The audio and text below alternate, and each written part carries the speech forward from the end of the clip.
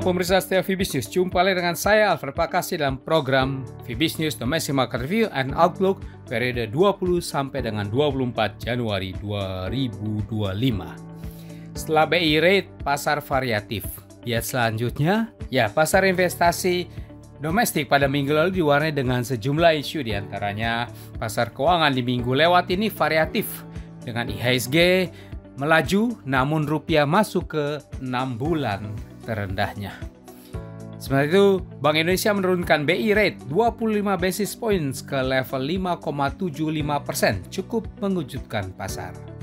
Sentimen global saat ini sekitar estimasi bahwa The Federal Reserve akan terbatas dalam menurunkan suku bunga tahun ini.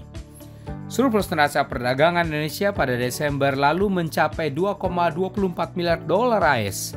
Ini merupakan surplus selama 5 tahun berturut-turut sejak 2020. Sementara itu, capital outflow dilaporkan terjadi seminggu berlalu ini sekitar 9,6 triliun rupiah.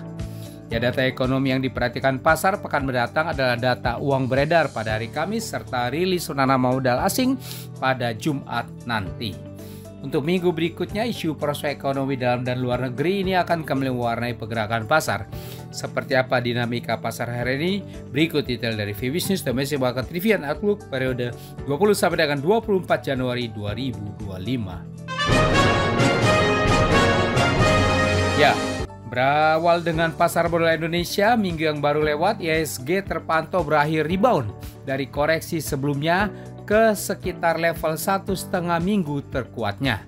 Dipimpin terakhirnya oleh sektor properti dan kenaikan emiten big cap setelah BI rate secara mengejutkan diturunkan Bank Indonesia ke level 5,75%. Sementara itu, bursa kawasan Asia pada umumnya mix.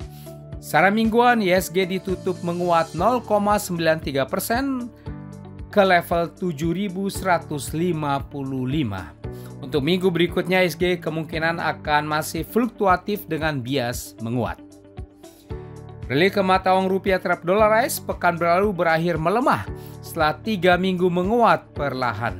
Ini masuk ke 6 bulan terendahnya pada oversold area.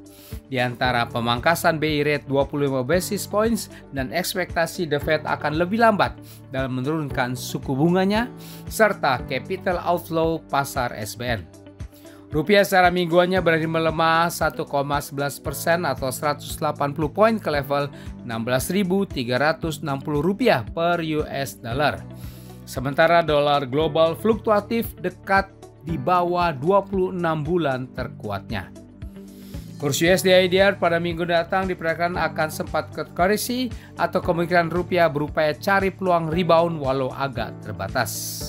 Sementara itu, harga obligasi rupiah pemerintah Indonesia jangka panjang 10 tahun terpantau fluktuatif dan balik mendatar secara mingguannya. Ini terlihat dari pergerakan sideways dari yield obligasi pemerintah dan berakhir ke level 7,151% pada akhir pekan. Ini juga terjadi di tengah aksi jual investor asing di pasar SBN, sementara yield US Treasury terpantau terkoreksi. Pemirsa setia Fibis News, rapat Dewan Gubernur Bank Indonesia pada 14-15 Januari lalu memutuskan untuk menurunkan BI rate sebesar 25 basis points menjadi 5,75%, deposit facility menjadi 5%, dan lending facility menjadi 6,50%.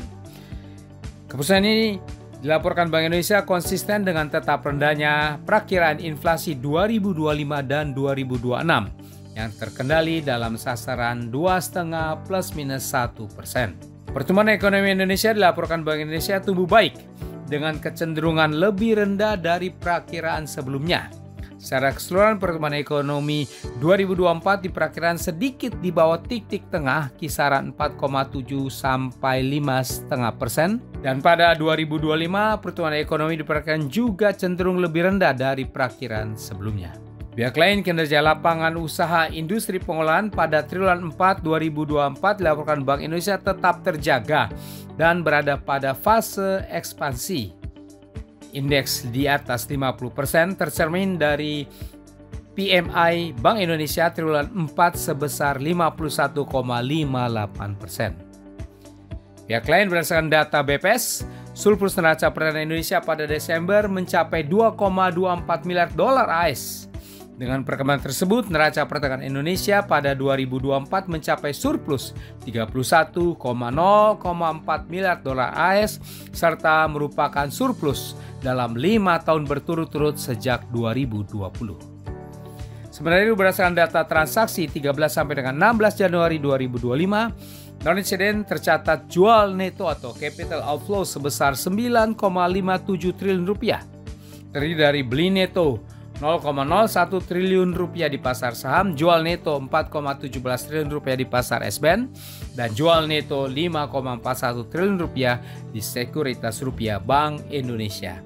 Ya, demikian pemirsa setia Fibis News, kita sudah membahas bersama Fibis News Domestic Market Trend Outlook periode 20 sampai dengan 24 Januari 2025. Saya Alfred Pakasi di sini mohon diri sejenak. Baiklah untuk semuanya, stay healthy dan salam Fibis.